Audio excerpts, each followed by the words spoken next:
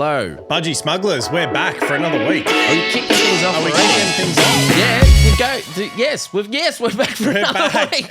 Welcome to the Budgy Smugglers. We're off to a flyer. Smooth. That was you getting run out at the crease from me trying to take a quick single that you just weren't ready for. I was not ready for it. I was out. I was out in one stump. So bales were on the floor. That was terrible. What's been going on? How was your week, Dools? I haven't seen you since last week. Yeah, no, it's been a pretty cruisy week. I was, going to take the whole week off. And then I got a call the late minute. Can you come and close the gig for us? I was like, hell yeah.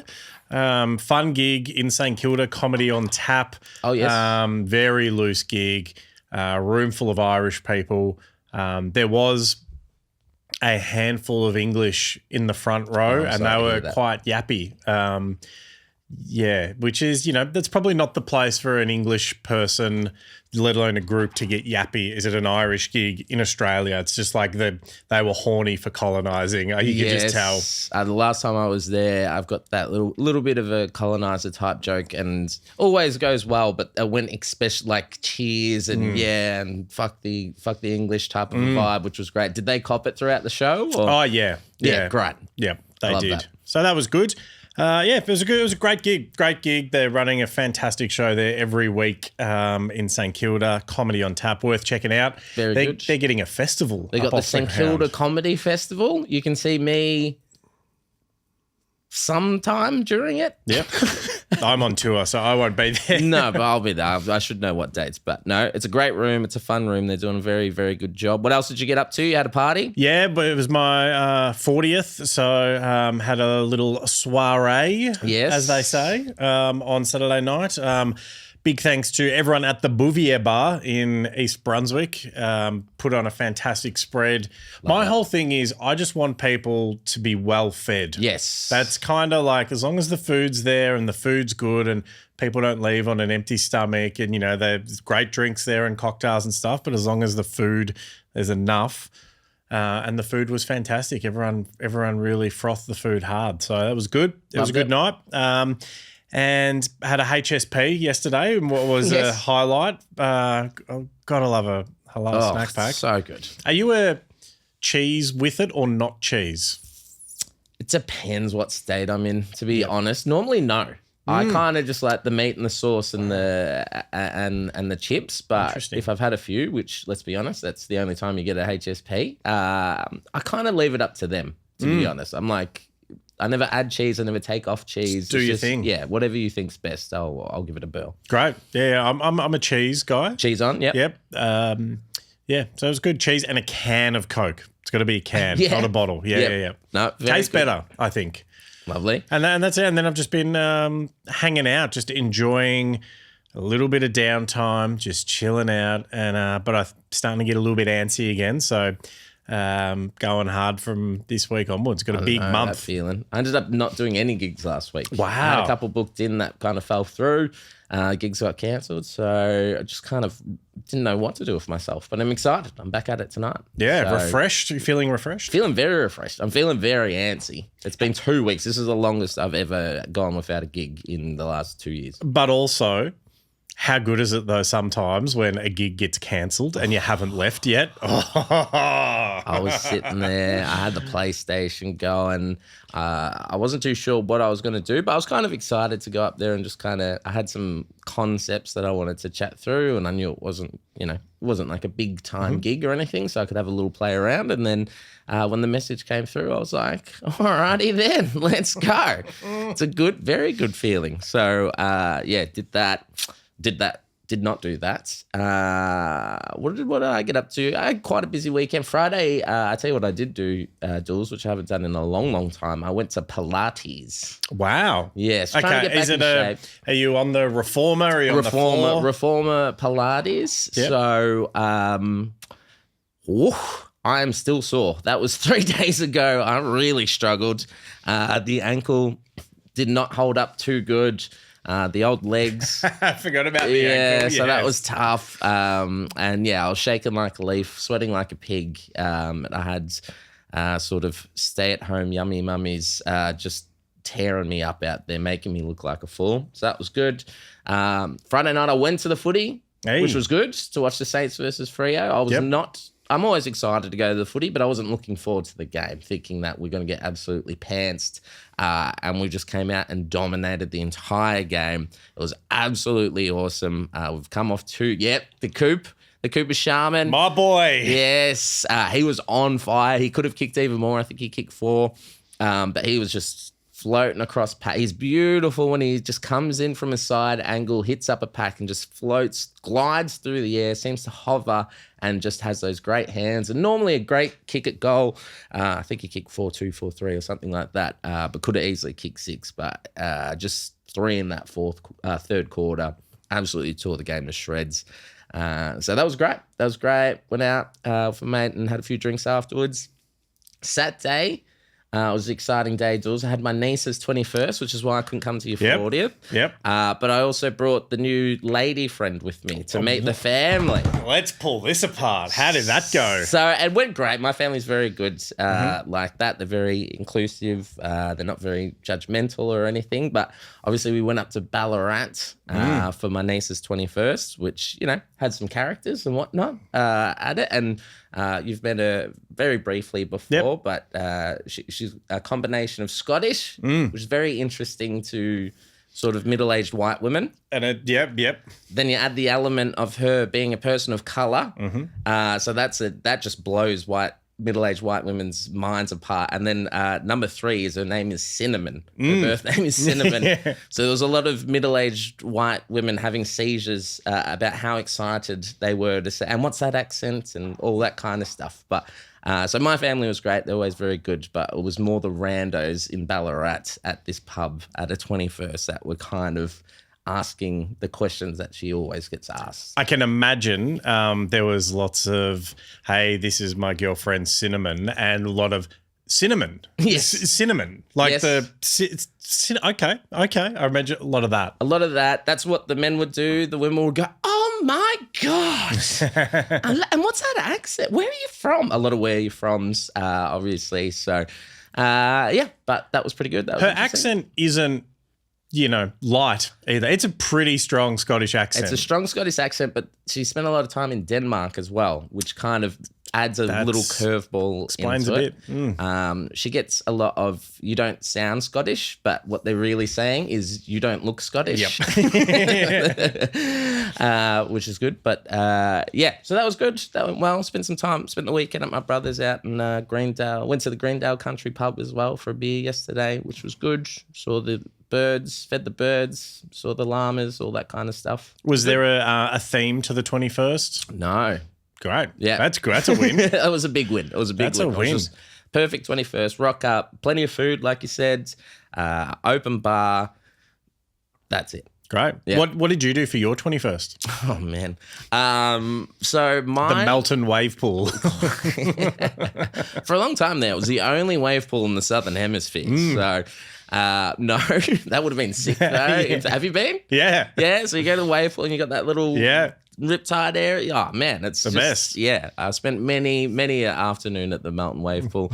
No, mine was at the Satan Soldiers Motorcycle Club, obviously. Great. So, of course. My dad was in a biking gang. He wanted me to do it there, which was great. But it was, what year would that be? Like 2005, I think, roughly. Yep. Mid-2000s, poker was very hot at the time, if you remember. Yeah, Joe Hatcham had just won. Thing, yeah. Poker was a thing. We had a little poker crew. We used to go around playing in all the different poker tournaments and home games and that kind of thing. So the evening started off, obviously, open bar, lots of food, spit roast, of course, food, not entertainment. Mm-hmm. And we had a big poker tournament, which was fun. And then, unbeknownst to me, my dad, who I think you know is a bit of a fuckhead, he got a stripper for my 21st, which is what everyone wants to see when they're hanging out with their nan, their mum, their girlfriend, everyone's family, uncles, aunties, that kind of thing. That's what everyone wants to see at the 21st, isn't it, Dools? Yeah, absolutely. They want to see you look at tits. Yeah, so that went down. My girlfriend started crying, ran out the room. I had to run after her. My brother was drunk enough to dance with the stripper lady, though, which was good. So she didn't feel left out. But it was ridiculously. It was very Melton, I would say.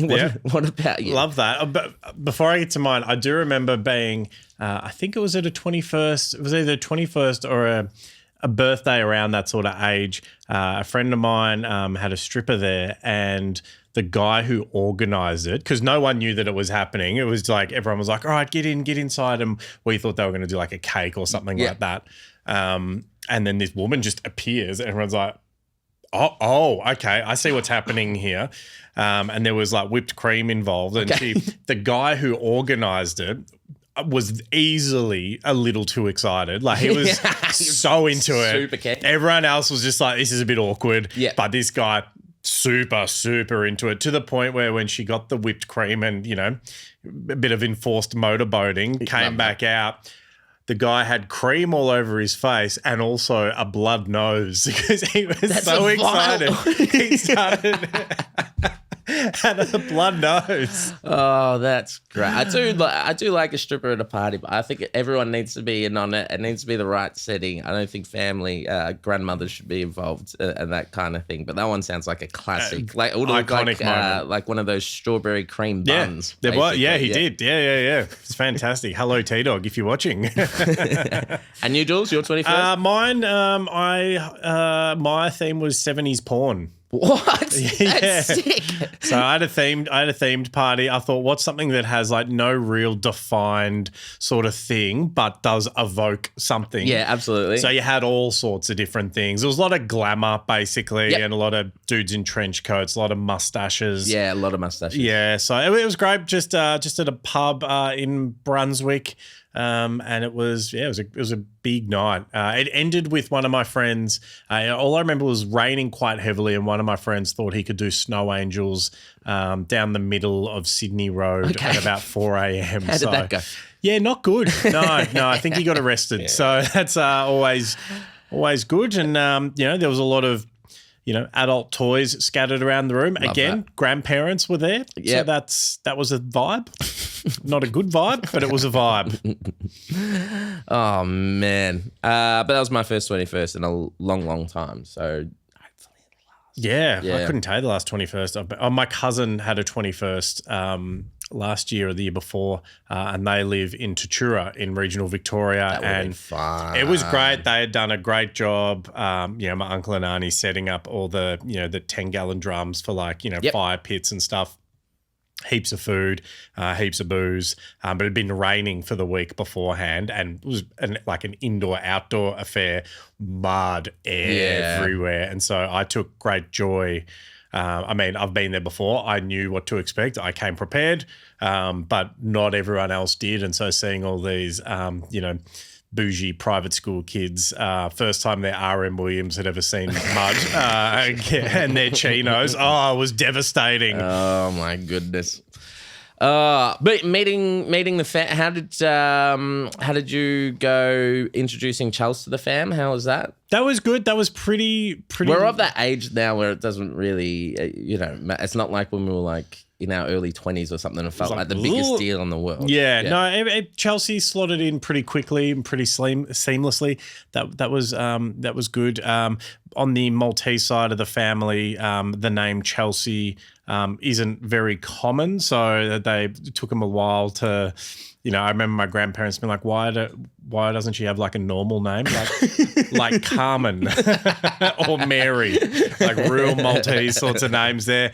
But yeah, that was pretty good. And then, when I went up there to Thirroul, hello to everyone at Burn Surf in Thirroul, it was, it's a very white suburb by the beach. So I definitely, someone said, there's not a lot of fellas that look like you up here. That's always nice.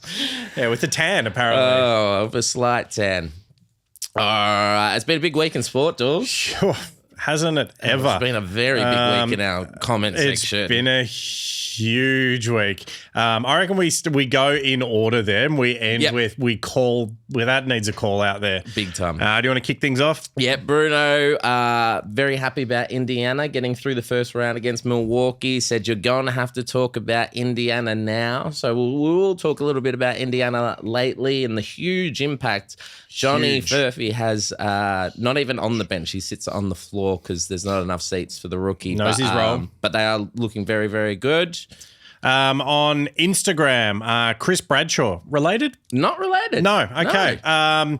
Happy birthday, Jez. Loving the sports clips. Thank you, Chris Bradshaw, for the well wishes. Quite a few well wishes came in. And if we are related, I apologise, Chris. Always good to hear from you. Yes, exactly. Yeah. Old family. Was probably at the 21st. Maybe. Made a speech. It's your brother.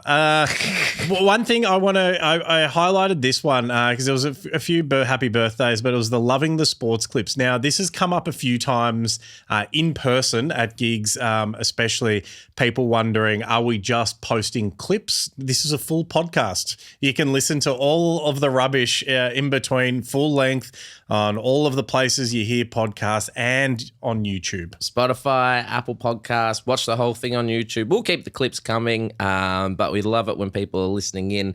We did get another comment from a listener who was listening to the show, and then we were talking about Jack Robbo last week, and then I missed that comment. Yeah, and he said his nickname's Jack Robbo, and I said I just got back to him and said just keep listening, mate. Keep listening. And then he did. So, but I love that. I love people messaging us, sliding into the DMs while they're listening to the show with some feedback. Please keep that coming because nothing makes me happier. Yeah, we had a bit of stuff around Dyson Daniels. There was a lot of stuff. We had to really sort of condense some of these comments down. 10% of the comments that we got about our take on Dyson Daniel. First, there was Ben Peters who said the award is meant to go to a player who's gone from somewhat of a role player to an elite player or star. Dyson deserves it this year. Ben Peters, good on you. That was the whole point of our argument. You absolutely nailed it. Good on you, Benny. Yeah, he gets it. Ben gets it. Ben Peters, 2 first names, gets it. Charlie Valentine. Average Austin Reeves deniers. And look, that's a fair, like Austin Reeves is great, but also like when you're playing off 2 superstars, things are a little bit easier.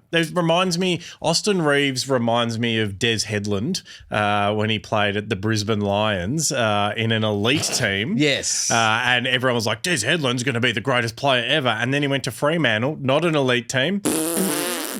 Didn't have Voss and Black and Acker and Lappin and all these guys around him. Not as good. We'll see how Austin Reeves goes next year on a new team when he's traded for a centre. So here's one that isn't on the list, but this one slid into my personal DMs from a mutual friend of ours, Bilal Hassan, comedian. Probably as well the best Instagram handle on Instagram.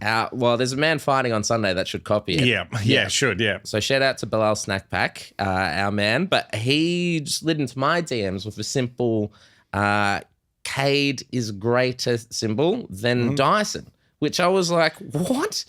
And then this is what I'm talking about. Yes, Cade, I will say Cade is a much better player than Dyson Daniels, Bilal, but if you listen to the clip, if you watch the show, it's not about who's better, it's who's most improved. And then I went on a bit of a rant and a tirade on him as well. He copped it. So, but do better, Bilal. Do better, Bilal. Watch a game, do your research, watch the whole clip before you start mouthing off. Exactly. Bloody hell. All right. Now, we love a bit of back and forth. We love it. We love it when people send us comments and DMs and say things. And we love, the back and forth. And we do encourage it almost. We like to get in the comments and, send some replies sometimes. What we don't like, though, is if you are a gutless wonder who can't handle truth bombs being thrown your way and then the results happen and you crack the sads and delete all your comments. So it because you got like destroyed and you're a little bitch and exactly. You backed out. So I've never seen this app. I can't believe it. Maybe he deleted his whole account. Maybe he gave up on the internet because he got destroyed so hard. Maybe it was Cade Cunningham. Maybe it was his burner account. Cade, what are you doing? If Cade Cunningham, if your burner account's handle on TikTok is Rizzle Dizzle Baby, grow up. grow up. So this all stems from a comment I made that Dyson was robbed of Defensive Player of the Year. We were talking about most improved. And then Rizzle did, Kate Cunningham's burner account said something like, "No, what are you talking about?" And then I said, "What are you talking about? He deserved to win." And then he said, "What? Because you get most steals? You get most steals?" And then I just went on a tirade of statistics. I went on about not only did he lead the league in steals, he led by 100, which is the biggest gap we've seen, I think, in the history. He led the league in stocks, which is totally not a made-up stat, but it's totally the most legit. Steals and blocks. He's led it by the most. It was the most stocks by a guard since 1988 when Michael Jordan won Defensive Player of the Year. Dyson Daniels won the coaches' votes for Defensive Player of the Year. And there was a bunch of other things. So I just ripped off all these things. And then he, not only didn't he reply, I think he replied something like, "I'll put it all in one message," or something like that. Cade Cunningham, you've got time on your hands now. You're out of the playoffs. You didn't have to. And then he went and deleted his comments. Deleted like a little bitch. Little bitch. That should be Rizzle Dizzle Bitch, baby. That's who you are, Cade Cunningham's burner account. But that one's, that was a huge win for the Budgy Smugglers. It was a huge victory. Flawless victory. But we love it. Come at us in the comment section. We love the interaction. We prefer it if you're Ben Peters and have a smart, considered opinions that align with ours. If you're Rizzle Dizzle, baby, or even if you're Bilal Hassan, just pay attention, listen to what's going on, read a room, and don't, Bilal wasn't brave enough to put it in the actual comment section. Grow up, Bilal. And then Rizzle Dizzle, baby, just couldn't handle the hate. Yeah. He got out of the TikTok kitchen. I expect more from Bilal as well. Like, growing up, he went to school in Broadmeadows. Yep. Like, I expect tougher. I agree. You're letting us down here, the Broady crew. But we love them. We love them, whether they're DMs, whether they're on TikTok, YouTube, Instagram, Facebook, wherever. Keep them coming. Start a conversation. We'll always get back to you because we love it. Thank you to anyone that's commented. Sorry if you didn't get a mention this week, but there was just so many to get through. And obviously Rizzle Dizzle. Grow up. All right, let's have a look at what happened in sport this week. Everyone's favourite teammate, Stephen May. What a shit teammate He's got to be the worst. Famously bad teammate. Just yells at his players, gets into punch-ons with his players, is, not very well liked. Lucky he's a good defender. Very good defender. Just not a good bloke, apparently. Him and the human meatball Dion Prestion have been charged. They got into a punch-on at a Bucks in Sorrento, I think at the Conti. Yes, maybe. Yep, or the Portsea pub, one of the two. But I think it was at the Conti, or as it's known as the Conti. I think Stephen May, he's had a few priors now. What was that? Was it Jake Melksham? Also a flog though. Yeah. So he's got the most punchable face. Yeah, he does. So from Oak Park as well. So huge flog. But that one was over something. But Steve May actually did a pretty funny joke to start that one about Jake Melksham not being good enough to play in the Grand League. Something like, "That's why I've got a premiership medal and you don't," which would probably fire me up too. But he does have form in this area. What is going on? Do you think footy players are getting in more punch-ons than ever before, or do you think it's today's day and age where they're coming out and whether it's be via social media or they're just getting caught more? What's going on now? Because this is the second one we've had this year. Yep, I think there's a few things at play. I think players are more known than they were previously. There's a lot more fame, a lot more social media around them, and people like the idea of, like running their mouths in public, and they think that they can say whatever they want in public, and the players aren't necessarily going to respond. And then when the players do, generally they're a lot bigger and stronger. Yes. So it's not going to go well for players. And you see people, the first thing that happens, and I've been out, I worked in the AFL system for a long time, and having been out at some things, you see people run their mouth with their phones out to try and get reactions. And the vast majority of AFL players will not bite and will not say a thing. But you do get one or two who, in the right or wrong circumstances will arc up. Dion Prestion is an interesting one. Like, you never see him in scuffles on field or anything like that, but did play in the Gold Coast with Stephen May. So you wonder if it was him just sort of, getting in there to defend a mate. I think it was. From what I've read, Dion didn't really have much to do with it, so which checks out because Stephen May has form in this area. So Dion Pression just copping some strays, I think. But yeah, not good to hear. It's not in what was a pretty big round of footy. Not what you want to hear coming out of it. But what I do like to hear, the LPGA Black Desert Championship. I think it's one of your favourite golf tournaments. It is iconic. I love the Black Desert. It's my favourite desert. It's so much better than my favourite sporting event happens there.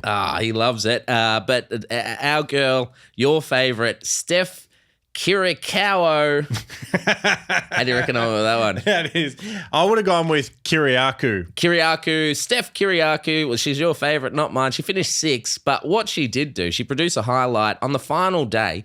She hit an albatross on a par 5 to finish the tournament in fine style. Describe to the listeners what an albatross is, Dool. It's a very large ocean bird, and I'm surprised that there was one in the middle of the desert. She hit it. She hit it. I mean, they're famous for having quite a long wingspan. So, I mean, of course she's going to hit it. That's an easy bird to hit. Yes, hit a stunning albatross is what it's been described as. Yeah, it must have been a beautiful bird. Which was huge. But no, she hit a par 5 in 2 shots. Wow. So drove one straight down the middle and knocked in, I think it was a 3-wood off the middle of the fairway.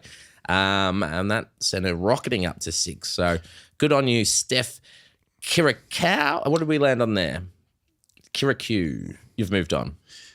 Yeah, Kiriakou maybe.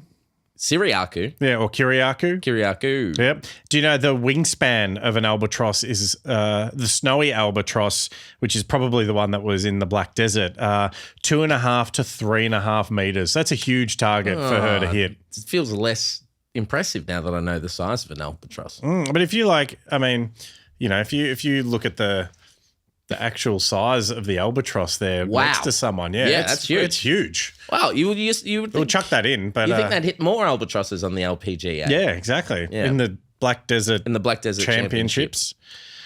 Italian giants AC Milan and Inter Milan could play matches for points in Serie A in Australia next season, which will be the first time that's ever happened. The Milan derby, not at the San Siro, but it could be at Tarnee or wherever Western United play, somewhere like that. Is that something you'd go to? Absolutely, I'd go for that. Yeah, AC Milan, I'd be supporting there in that. I think, where would they play that? Where are they talking about anywhere? I have no idea. I just kind of read the thing. I thought you'd know all about this. It could be, Hume. Maybe Hume FC out in Broady and Barry Road there. That could be a thing. I don't know. You'd probably Park see in them. Melton. That'd be great there. They'd have to do a very thorough pitch inspection before that, I think. Who knows what sort of shivs they're going to be falling over there. That'll be a huge thing. AC Milan in particular have a huge international following, do they? Especially in Australia. Inter Milan, iconic team as well. Those two teams always at the pointy end of the Serie A. So, yeah, that'd be a huge spectacle to see, especially if it's a legit game for points and not just a friendly where they're sending their youth team if it's and for points, squad. and we've got a fair bit there talking about NBA. I don't think that's for points though. That's pre-season. NFL are talking about points. Obviously, we've got they're not in the same thing, but WWE coming out for PLE and UFC will be out for a pay-per-view as well. So there's a lot of traction. AEW were out recently. AEW. So I'm loving all these sports, but a lot of them coming over and playing real meaningful games as opposed to sort of what we've seen in the past, which has been fun as well, where a team comes out, maybe they play Melbourne United or something, friendly, which also great. But this does up the stakes and builds a bit more interest. So totally. I'm very excited for it. Especially in the world game because of the big difference between a game where there's something on the line versus a friendly. A friendly, it's hard to watch even if you are into a team and support a team, let alone if you're a neutral. So if there's points in there, everything happens a lot more harder and faster on the pitch. That's what we want. We would hope that's at the G as well, where it deserves to be. Oof, huge call. What about this one, Dools? Did you see this? I did see this. I didn't see the whole round, but Jack Della choking out Craig Jones. Now, Craig Jones is an absolute savage grappler. He works with Volk quite often, is in his corner. I'd say Craig Jones, in the last sort of 5 years or so would be in the top 5 grapplers, especially in his weight division, globally, an absolute machine. Training, out of Melbourne or out of the, formerly of the Danaher Death Squad. He's in the B team now. But yeah, Craig Jones, to get choked out by an MMA guy, that is huge. A lot of people think that, if you do MMA, you got to be like elite at absolutely everything. That's not always the case. But that is, it just goes to show how good Jack Della is on the ground, and he is going to need that against the world's worst nickname, Bilal. Remember the name, Muhammad. Well, I had this later in the show, but while we're on the subject, do you want to break down this fight coming up this Sunday a little bit more? Okay, I think that's where the fight is going to happen. It's going to be a very grapple heavy. I think there's going to be a lot of Greco-Roman, a lot of dirty boxing against the cage. If you watch old school UFC, it'll be like a Randy Couture style fight. What Della has to do is create a bit of separation to let his hands go. I think his hands are more of an advantage, and he's got great footwork. Footwork is an elite trait for a striker, and you don't see a lot of elite strikers in the UFC. You see a lot of elite for MMA, but not just elite full stop. So Della's got great footwork. He's got great hands, and he's going to need to let those hands go. He probably won't throw a lot of kicks because, Bilal will shoot for takedowns and stuff like that. But the fact that he's able to submit a grappler of the caliber of Craig Jones holds him in very good stead. It's a good sign. It's a good sign. I am pumped for that one. I'm nowhere near as confident as I was for Volk, and I wasn't super confident with Volk, but just with the tricky matchup, I feel like it's the worst possible type for Jack to go up against. I'd say anyone else in the division I'd be a little bit higher on. So I think it's probably, a little bit too soon for him to be going for a title in the UFC. I think you probably need another fight or two, but hey, the moment's there. We've seen many a fighter get thrown up a little bit too early, not quite be there, and then a few years later come back with a vengeance and hold the strap for a long time. So I'm Rocky Balboa. It's basically Rocky is potentially what's going to happen. Anyway, I'll be there at Bar 20 again, watching it on Sunday. There you go, 5 Cougars, please. Yes, exactly. Does that place still exist? It reopened as a sports bar. Yeah, right. During the day, and it's awesome because no one goes there. Yeah. And you get a whole screen to yourself, cheap drinks. Great. Naked women. Jack Robinson, the Vortex Shaman. Yeah. Vortex Jack Shaman. Robbo. Not Jack Robbo. He's knocked out of the Gold Coast Pro in the second round in a very un-Australian act by fellow Aussies Morgan Kiblich and Julian Wilson. A bit disappointed in that result just because Jack's riding high. Maybe he partied a little bit too hard at BHP or maybe the Torquay pub after his win, because to get knocked out in the second round by a couple of relative unknowns was a bit of a shame for Jack Robbo. So he's out in what's shaping up. They're moving into the final 16 in the next couple of days when the surf picks up. But I was a bit disappointed in our Vortex Shaman after last week's heroics. I reckon he probably drank the Jan Jack Hotel out of booze is what the rumour is. And I tell you what, you can't blame him. No. Can't blame him at all. What an establishment. Jay Vine, which sounds like, a shorthand. His name could be Jason or something. Finished third in the Tour di Romandie, which is a UCI World Tour event, and I know what that means. UCI sounds like something you need to go to the doctor for. So well done to Jay Vine in the Tour di Romandie. If you do care about the Tour di Romandie, I would go to a doctor because that's a cycling race and none of us care. No. None of us care. You need the extra gooch padding, especially because it's a UCI event. But there you go. Cycling, maybe it is a sport, but doesn't sound like, sounds more like a urinary tract infection than a sport. I'd rather a UTI than a UCI World Tour event. I'll tell you that. I tell you that right now. Oh my goodness. Houston and Clippers are out of the NBA final. Do you want to get this off your chest? Sorry to bring this up. Okay. I watched the game. I'm a huge Rockets fan, as we all know. And I think we lost the series in the first few games. Our free throws just came back to bite us, not being able to hit them. We were in every single game, but the free throw situation, they were hacking Steve Adams. I hate the Golden State Warriors so much. Yeah, because Draymond Green is a massive flog and gets reffed like no other player in the league and gets away with it every single game. I don't know how he gets away with it. He's grabbing people like on the face and smacking players and just gets away with it. So I think the Rockets are a young, naive team in their first playoff series. I think a lot better. Hopefully we run it back and don't make wholesale changes. A lot of talk about Giannis. Yeah, I don't think that'll happen. Okay. I think that'll gut Houston too much. But I do think, Golden State, they've just got the veteran sort of, how to work the refs and work the playoffs. Steve Kerr was, working the refs before the series, complaining about how Steph gets guarded and all those little things that they're just so much better at in Houston. They're pretty inexperienced. So that's what happened there. Good to see Steve Adams flying the flag for the region. Jock Landale got a couple of junk minutes in one of the games, but otherwise... Yeah, it's very disappointing. They can come back next season. I think they look good. I think it's very not as similar because I think they're a little bit more well-rounded. But they're taking that OKC path. Let's just keep drafting good players. Keep drafting good players, and good things will happen if given the right amount of time. They kind of lost it. They should have taken more advantage when Jimmy Butler was injured. That could have helped. They look great on Friday. I watched that game as well. But they're out.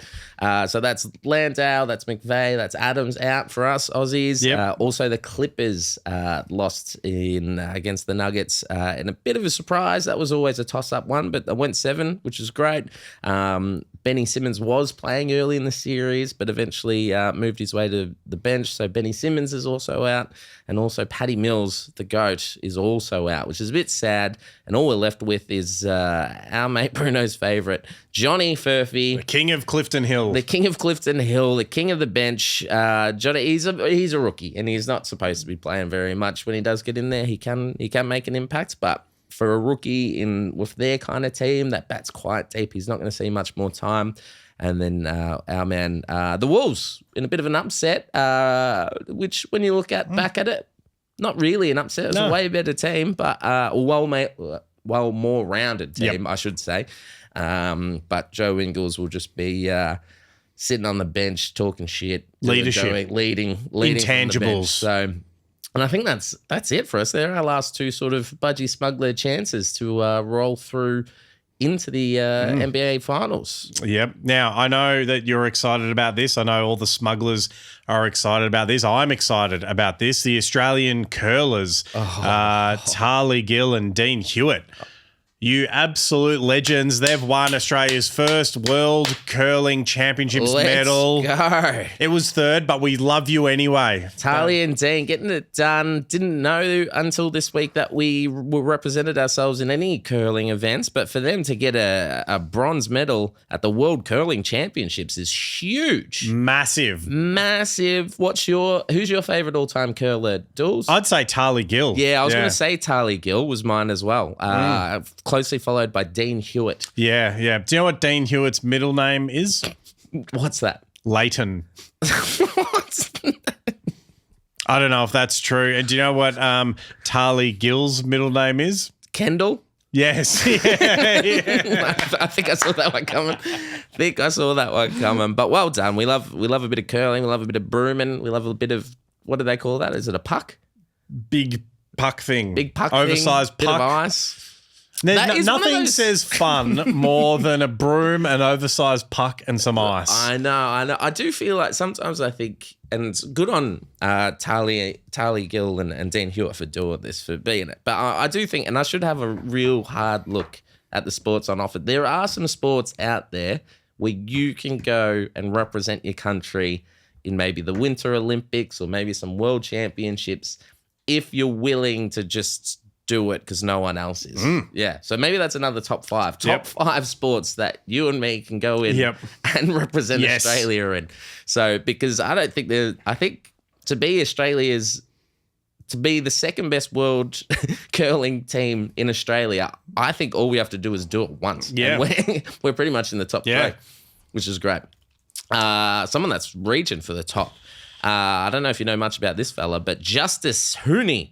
The Justis crew, Huni. He was the Fist of Justice. He's taking on British star Fabio Wardley in England for the WBA's interim bout in the heavyweight division, stepping in for Jarrell Miller, who withdrew with a shoulder injury. So we've got a Polynesian heavyweight, probably from West Sydney. I don't know much about Justis Huni, but that is the most Western Sydney name I've ever heard. 1-4. Yeah. Exactly.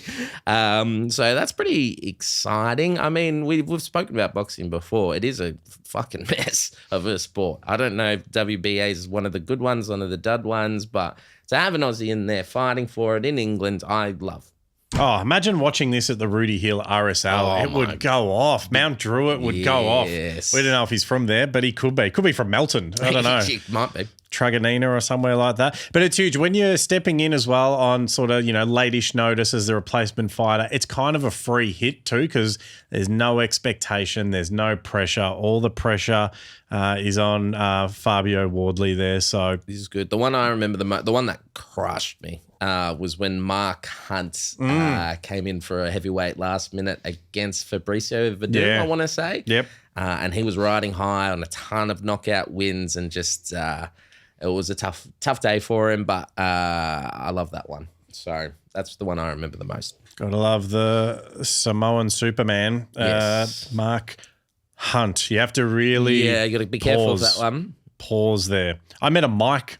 You did not? 100% I did.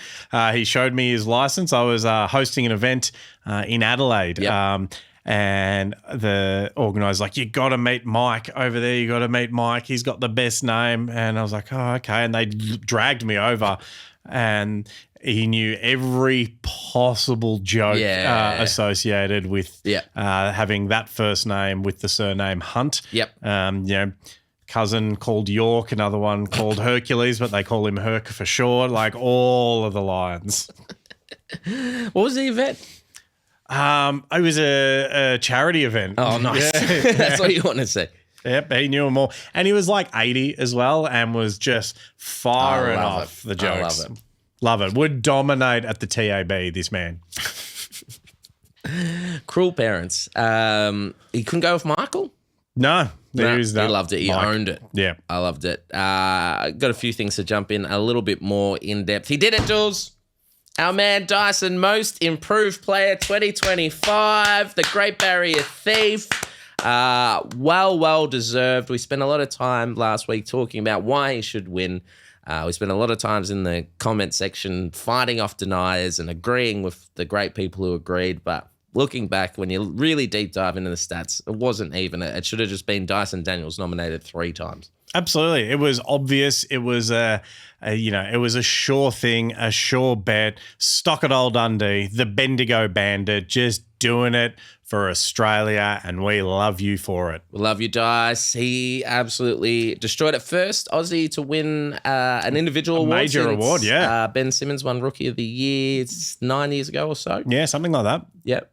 Also, Dyson Daniels then came, big Richmond fan, Dyson Daniels. Is he? And I saw this. Showing, his goal-kicking prowess.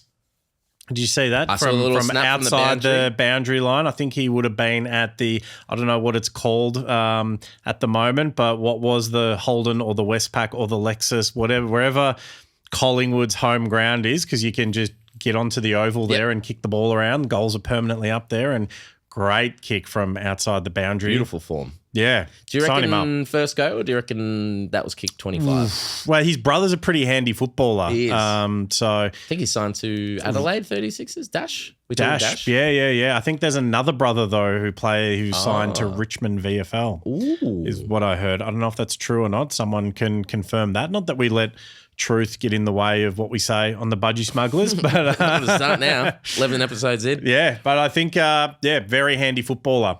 Yep.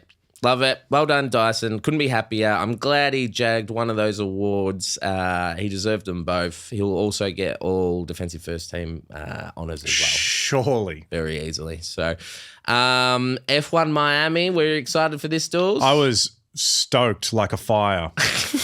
You can go get yourself a tea or something. Well, because I know you switch off when I do this, but it was a big weekend. F1 Miami. It was another one with a sprint race. So as a reminder, a short little race on the Saturday before a big race on the Sunday. Oscar was dominating the sprint race. I think he qualified second, was leading the race until there was rain everywhere. There was cars crashing. It was leading over Lando Norris. Went in to change the tyres. Unfortunately, a safety car came out. So anytime you stop to change your tyres, it costs you 20 seconds, Dools. If you do it under a safety car, it only costs you 10 because everyone's going slower. So just was very unlucky. Lando managed to get in front, so he finished second in the sprint race in what was basically just shit luck, not skill involved at all. Then we moved over to qualifying, where he qualified a lowly fourth, which wasn't the best qualifying from himself. I think he's qualified in the top 3 for every Grand Prix this year. First, around the corner, gets in front of Lando, goes from 4th to 2nd very quickly, and then ends up, after about 13 laps, getting in front, never looked back, and winning the race with Lando coming 2nd. Here's a few stats for you. First time a McLaren driver has won 3 races in a row since the 90s. He now has more career race wins than Lando Norris. He now leads the championship by some 19 points or so. It's the biggest win by McLaren in second biggest gap there. 2 McLarens came first, second, and over 30 seconds. Very exciting. Oscar Piastri sitting further atop the leaderboard in the Drivers' Championships a quarter of the way through the season. Are you pumped or what, Dools? I am so stoked. I'm not going to lie, I did vague out for the majority of that. So. But at the end of it, Oscar won. Oscar won, and the first McLaren to win 3 races in a row. Who was that? Was it Jacques Villeneuve? I think it was Jacques Villeneuve. Was it actually? I think it might have been. Did you Google that? No, I did. I was like, I don't know what his name was. And then I just thought, I'm just going to say something. I knew it was Jacques, and then I'll just see what happens. Let some natural things happen, and that's what happened. You might be right, but he's 2 or 3 seasons less than Lando. He now, in the last 3 races in a row, so just dominating the competition. But the fact that he's got more wins than Lando Norris, the fact that Lando Norris choked again, which is very funny. If you're a Piastri fan, that is, not if you're a Lando Norris fan, but every single week looks better and better and more composed. So it's very exciting. Does Jacques Villeneuve still race? No, I don't think so. Okay. What age do they retire out of F1? Normally mid-30s would be sort of, and by the mid-30s you might be on a lesser team. So maybe you're on Ferrari for 10, 12 years. And then you start on a shit team, you go up to a good team. You like win. A Daihatsu or something. Yeah, you come down and then you're driving like a 86 Datsun, Kingswood or something like that. So that's what happens. But then there's people like Fernando Alonso, who's bucking the trend into his 40s and still racing for what could be a good team next year. There you go. Which is great. But it was great. Great weekend. Jack Doohan out lap 1. Classic Doohan. Doing things. Not doing well. Not doing well at all. Not doing well. You know who is doing well? Our boy, Josh Giddey. It is the Random Josh Giddey Stat of the Week. Now, you're probably sitting at home thinking, or, walking with this, in your ears thinking the Bulls haven't played. Surely all of the stats would have happened last week. But there is a fact out there that I'll have you know that no player in the history of the NBA,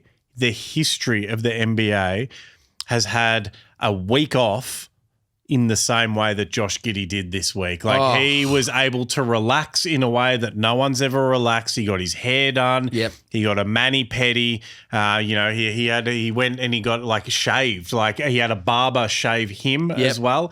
And I just think no one's ever done that. And so, in the history of the NBA. Ever. Maybe George Mikan did in the probably. 50s, but they didn't keep those stats back then. No, Dolph Shays missed out, which is, disappointing. So Josh Giddey, I'm really excited to see the work that he's put into his hair over the last week and, over the next few months and what that looks like in the following season. I am so glad you made that up on the spot, Dools. That was very good. I was like, where's he going with this?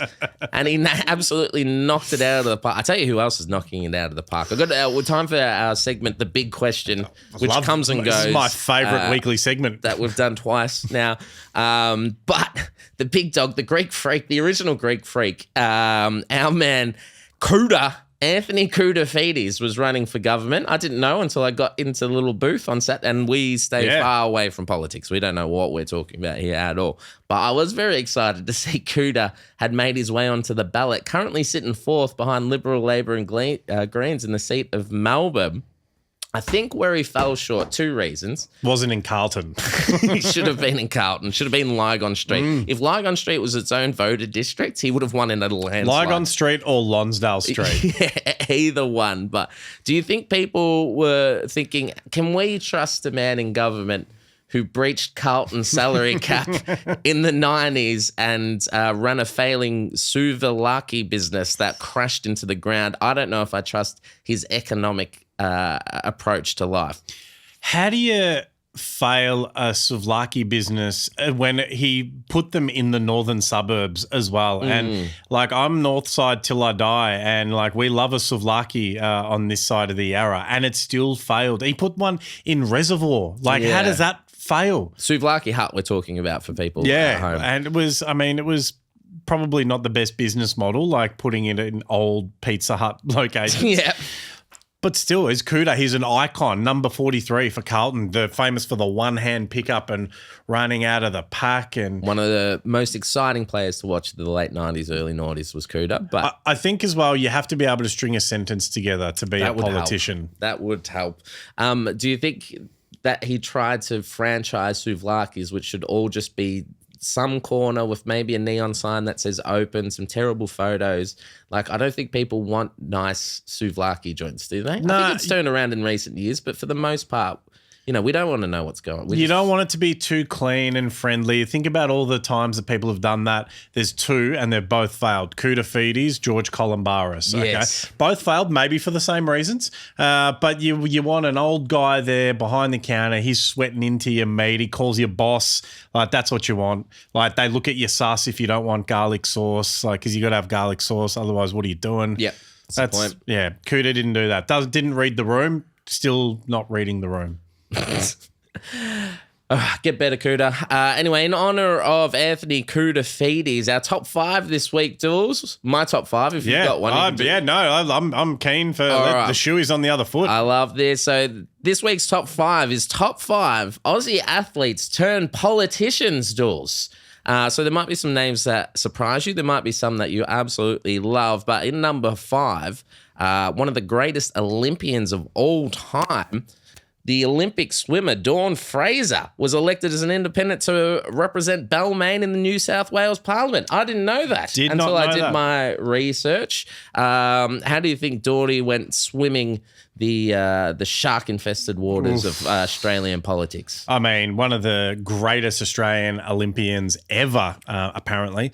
Probably did great. Yeah, probably. I would say too much integrity and would have been a one-term politician. Yes, I think so. Yeah. Well, one term is better than our next one, who's a zero-term politician, but we absolutely love him. The boy from Braybrook, Dougie Hawkins. I don't know if you remember this. Vaguely. He ran for the Senate on Clive Palmer's ticket in the federal election. Do you want to guess how he did, Jules? Bad. Yeah, he didn't do great. He did not do great. I forgot this happened. This happened quite a while ago, over 10 years ago. You got any good Dougie Hawkins memories? I mean, it's not a good memory, but it's weird when you see someone in their last season play for a different club. Yes. And he played for Fitzroy. It's weird. It's like when Hakeem Olajuwon played for the Raptors. And it just... Patrick Ewing on the Sonics, Durham in Collingwood, Nicky Winbar and the Western Bulldogs was another one. That one I hated. Okay. Steven Zilla at Richmond. Yes. You just, not about that. I think, again, similar to Kuta, you've got to be able to string a sentence together. Our next guy, he can string a sentence together. He's a good talker. He's the king of the wheel. He ran what did he run for? Something in Geelong, to something in the state senate. But it was Billy Brownless at number 3, the king of Geelong, the unofficial mayor of Geelong. But I remember seeing some fantastic interviews, and maybe I'll clip this up and chuck a little snippet in there of him answering. Just such a car crash. Absolute car crash. But we love that. Anytime, I think anyone thinks they can run for politics until they get into it and realize, you have to know you got to shit. do stuff. You got to do stuff is always the worst. Someone who did do stuff. This one's actually a good one. We're not making fun here. The amazing Nova Paris, who was a fantastic 400-meter runner. She also won a gold medal for the Hockey Roos, first Indigenous gold medalist in the history of Australia. That's a good top 5 for elite dual sport athletes. Oh, yes. Coming up because, Nova Paris got some views, got some opinions. Yep. Very good athlete, though. Very good athlete. And obviously ran in the Sydney Olympics as well. She became the first Indigenous woman to be elected into federal parliament. Her son played a couple of years for the Saints as well, Jack. Yeah. Super was his nickname. Super Nova Paris. His name was Jack, though. Jack, so. yeah. Didn't quite work. But she did good. She had a good run. This one's my absolute favourite.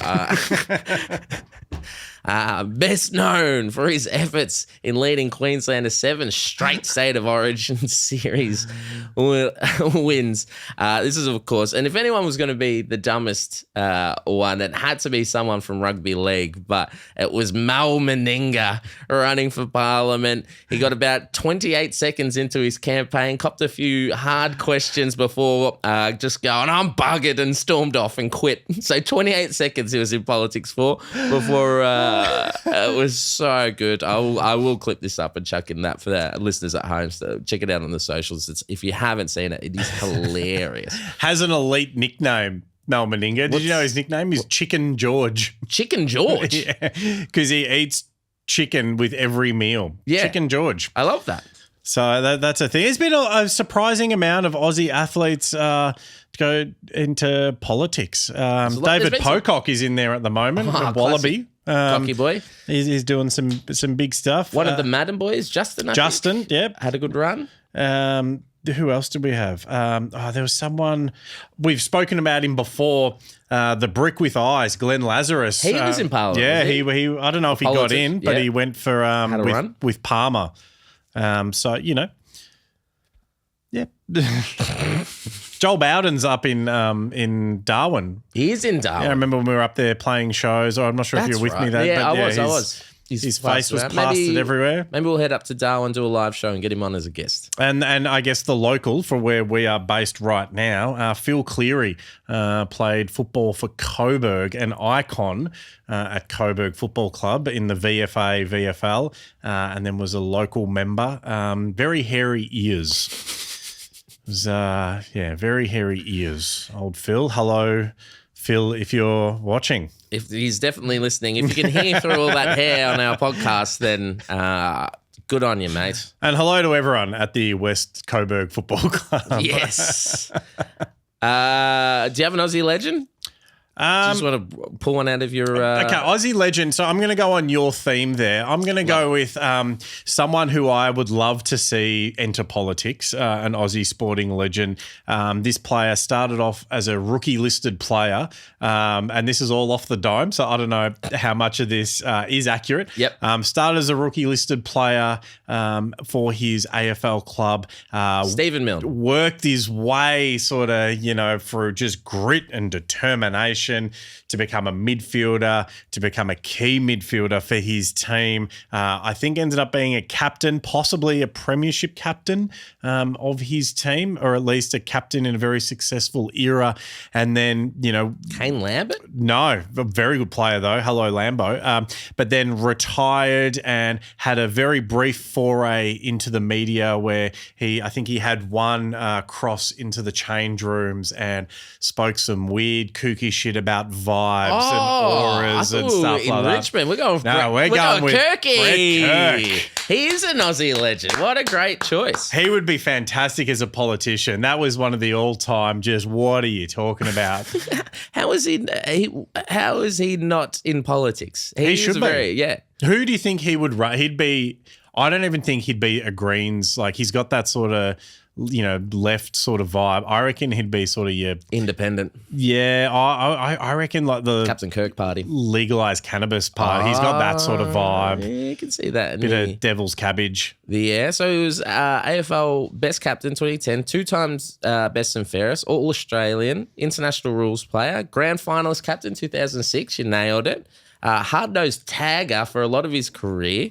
Captain the club twice. He won the league's most courageous player, Paul Kelly Players Player Award. That can't be right. Paul Kelly Players Player Award. Paul Kelly, the footballer, not the singer. Oh, I thought it was like a Christmas. Could be the singer. It'd be great if it was the singer. I hope it is the singer. Yeah, I wonder what Brett Kirk's gravy recipe would be.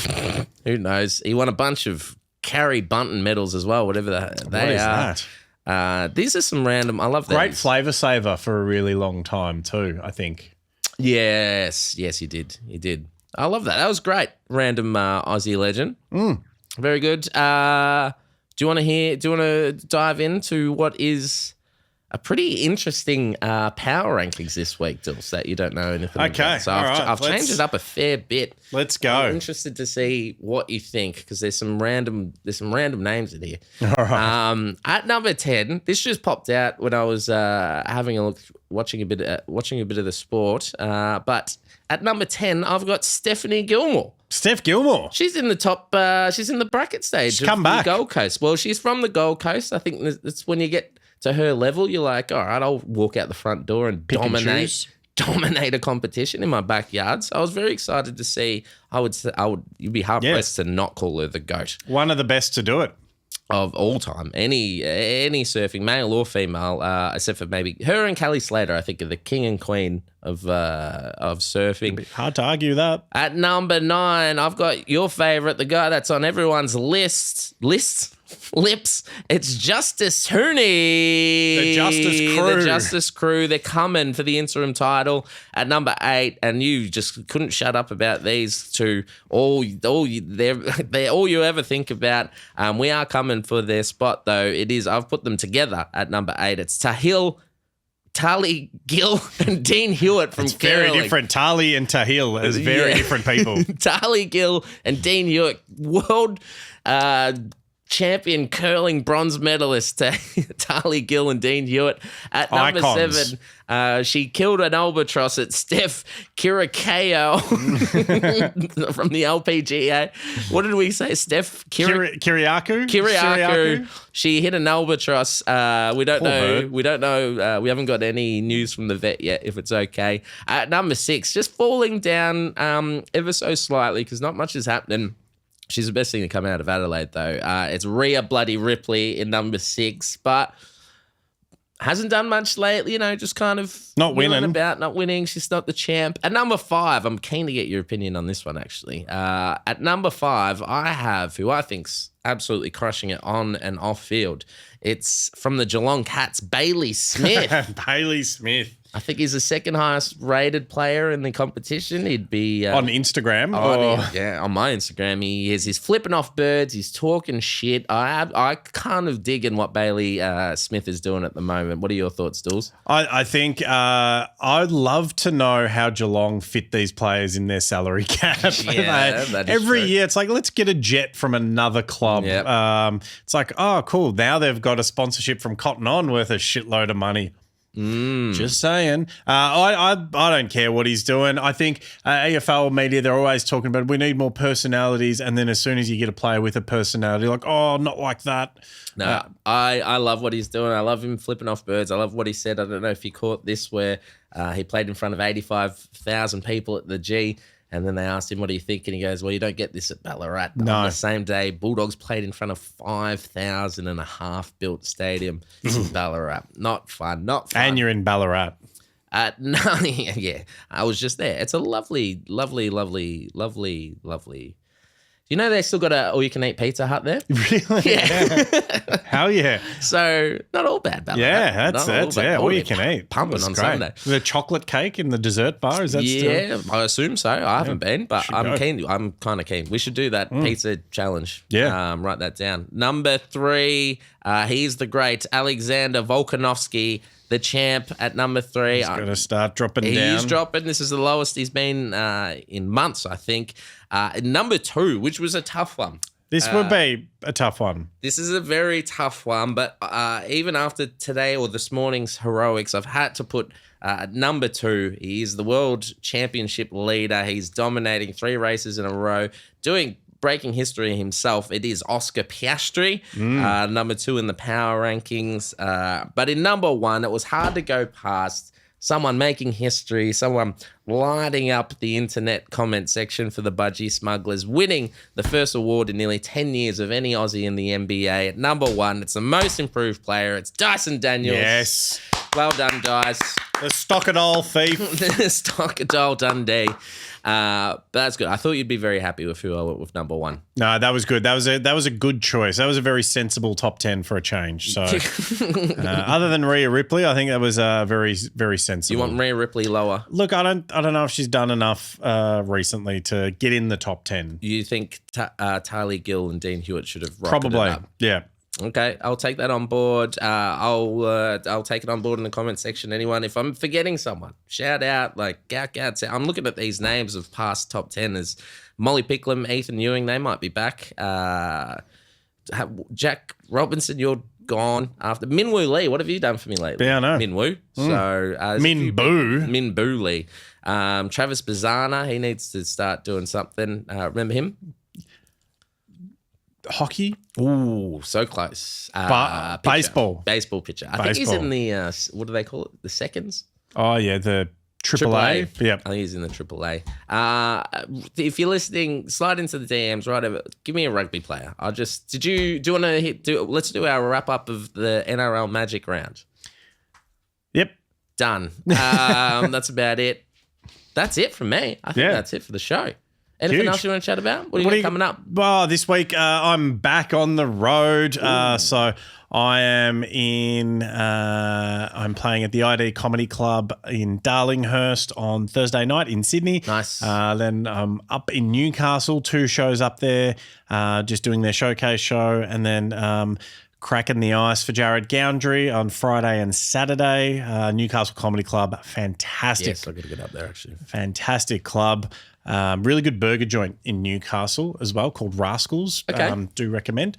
And then on Sunday in Wollongong at Side Door Theatre as well with Jared Goundry. So the Side Door Theatre in Wollongong used to be a sex shop. Oh, okay. Nice one. So that'll be fun. Do you perform and people just put 20-cent coins into a little shutter that open up for 30 seconds? For every bit that I do. Yeah. Floors are sticky. Everyone gets tissues on arrival. So going to see The Offspring on Wednesday night. So that'll be fun. Rod Laver. Oh, that'll be a good one. Oh, wait, who's opening? Simple Plan. That'll be interesting. Yeah, it's good. Emo night. I like it. So that'll be fun. And then, it's all happening after this week. So jeremydooleyofficial.com or on the socials for all gig dates. What about you? Me, I've just got to get back in the swing. So tonight I'm at the King of Tonga. Tomorrow night I'll probably do a couple of spots around town.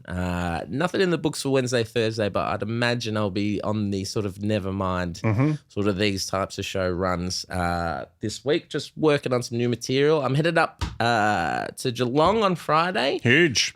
Just making an appearance as there's the new comedy at The Nash. Comedy at the Nash starts. If you're anyone from Geelong, if you're listening, go check that out. They've got a huge lineup. I'll just be there, sort of making an appearance, kissing babies, shaking hands, signing autographs as the 2025 Geelong Comedian of the Year. It's very important that I show up, and just so people get touch the flesh with the 2024 Geelong Comedian of the Year. Just shake the hand of greatness. Yeah, there you go. At the National Hotel, Murrable Street, Geelong. Don't come to any of my other shows because I'll be trying new stuff. If you plan on seeing How is your new material coming along? Don't know yet. Haven't been up. Still going down the pun pathway? Yeah, I'm excited. I haven't done it yet, but I'm doing it tonight. So a lot of puns coming tonight. I'm very excited to trot that out. Can't wait to hear them. But as always, leave us a comment. Please do. And we love you. We love your feedback. Thank you, Smugglers. See you next week. Thanks so much, Smugglers. Bye.